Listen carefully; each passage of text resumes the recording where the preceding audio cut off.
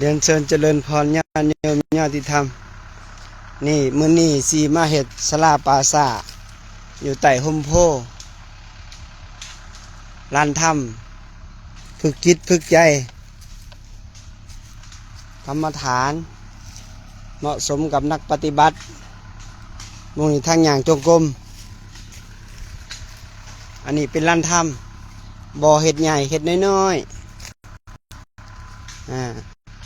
แล้วก็อยู่นี่เป็นวัดห้างวัดเก่าตอนนี้เป็นพีภาษาละอยู่ส้นเผาเราถึงอยู่บ้านเกิดของครูบาตามไปเบิ่งสัญญาณขาดเขินญาติโยมไล่สดบ่ค่อยได้โทรศัพท์บ่ค่อยดีไล่ใหม่อีกรอบนึงขออภัยนี่รถกำลังดุดมงที่จะสร้างศาลามงที่จะเผาศพมงจะเห็ดมงเม่นเผาศพบ่ได้เห็ดเม่นดอกเห็ดแบบธรรมศาสตร์เผากับพื้นดินเนี่ยแต่เห็ดส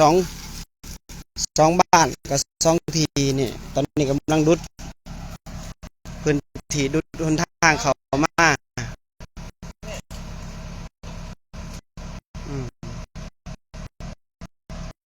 มองนี่จิศาลานี่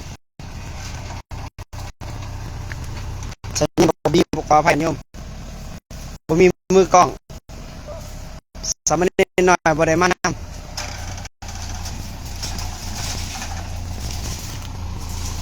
อันนี้พี่ประชาชนเผ่าเราเทิงอยู่บ้านเกิดสภาพรู้บ่น่านบ่เท่าแล้วบ่สภาพรู้มองอันวัดเก่านี่มีจวดน้อยตายบ่นั่นละแล้วปะเป็นวัดห่างเลยเป็นวัดห่างเลยโอ้แล้วตอนนี้เป็นพี่ประชาตอนนี้เป็นพี่ประชาแล้วนั่นละกำลังสิสร้างศาลาเนาะมองจิตฝึกใจกรรมฐานเนาะใครอยากเป็นเจ้าภาพเรียนเชิญเจริญพรญาติโยมโทรมาเด้อใครเข้ามากับเสกเบิ่งสัญญาณดีบ่อันนี้เฮ็ด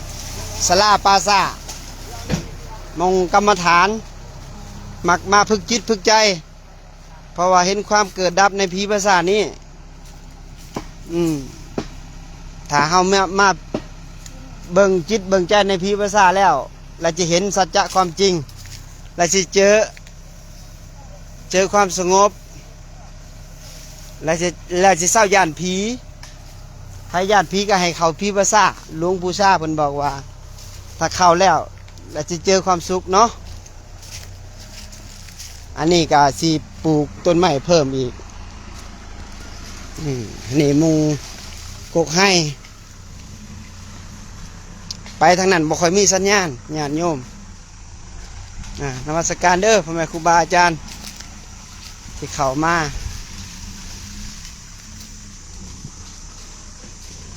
จะเลาะเบิ่งมงทีจะ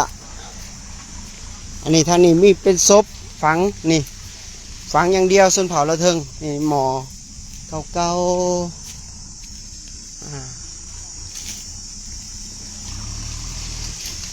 นี่รถจะดุดเส้นทางมาทั้งพี่เมื่อก่อนครูบามานั่งอยู่นี่7 มื้อ 7 คืน3 มื้อ 3 คืนอยู่ผู้เดียวอยู่กลางต้นไม้ครูบาเลยเห็นความบ่เที่ยงในผีภาษานี่ครูบาก็เลยมามีโอกาสครูบาก็เลยมาเฮ็ดมงผักมงบำเพ็ญเพียรภาวนาให้กรรมฐาน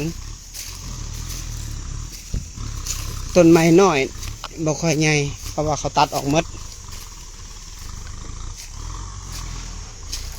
มาเบิ่งหนทาง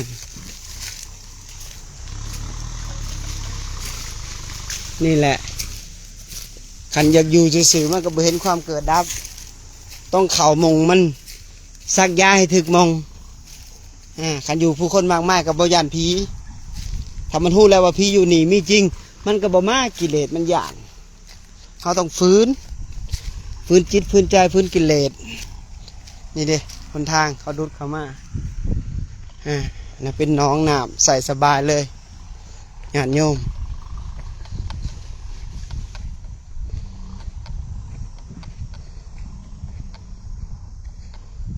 นี่มันนาบำเพ็ญเพียรภาวนานาฝึกจิตฝึกใจมันบ่คือลงเตาหล่อแล้วมันฝึกจิตบ่ได้มันบ่ย่านนี่ กระดูกเขาฝังสลายจุดแล้วเขาจะฝังอันนี้ตายมันหมาดเลย แต่แกจะเผาข้างนอกนี่จะเป็นประเพณีชนเผ่าของเขา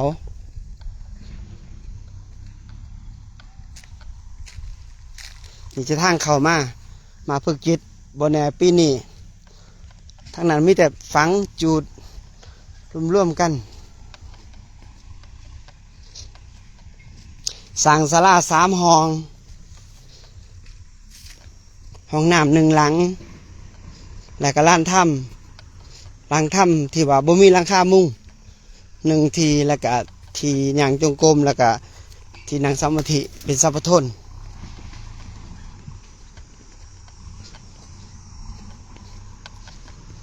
เฮ็ดแบบง่ายๆค่าสร้างตกอยู่เกือบ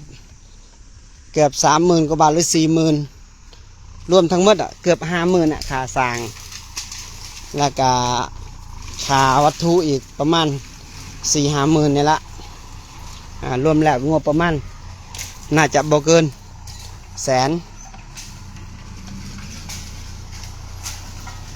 ถ้าใครเรียนเชิญเจริญพรใครอยาก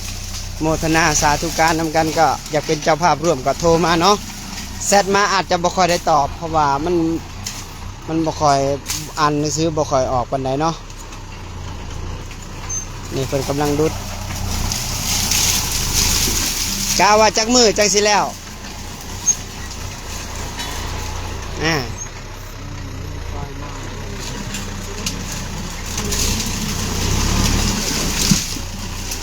ประมาณ3 ทิศเนาะ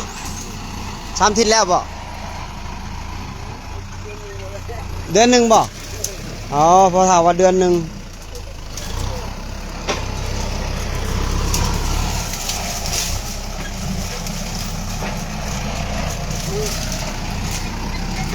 จับให้หน่อยดู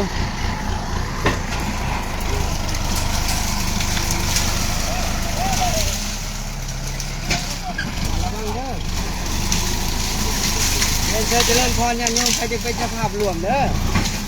มื้อนี้หากันเริ่มเฮ็ดหนทางเข้าแล้วก็ดุดหมู่สิบุกศาลาขึ้นทางพุ่นทางวัดเก่ามันบ่มีสัญญาณไปมันตัดไปเลยเนาะไปยังเป็นเจ้าภาพร่วมก็บ่ว่าใน